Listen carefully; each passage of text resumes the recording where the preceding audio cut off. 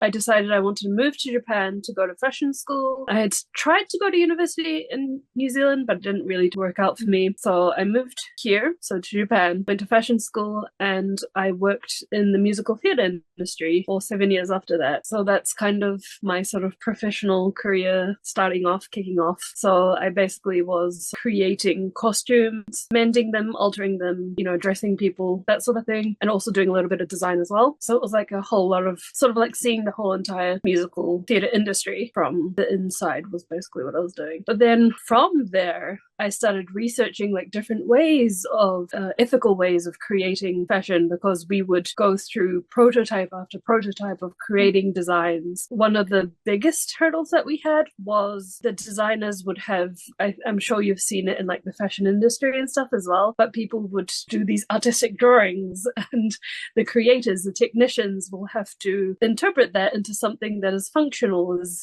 a wearable piece.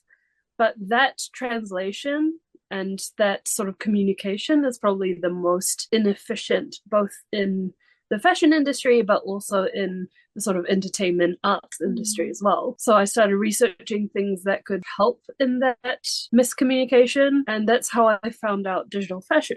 I was like, hang on, this is actually a lot more exciting, a lot more fun than musical theatre, which is a little bit weird, I know, but it was my turning point, more second, I guess, turning point of being obsessed. And I started learning, self-teaching myself digital fashion and 3D from there. So that's kind of my journey and how I got to where I am.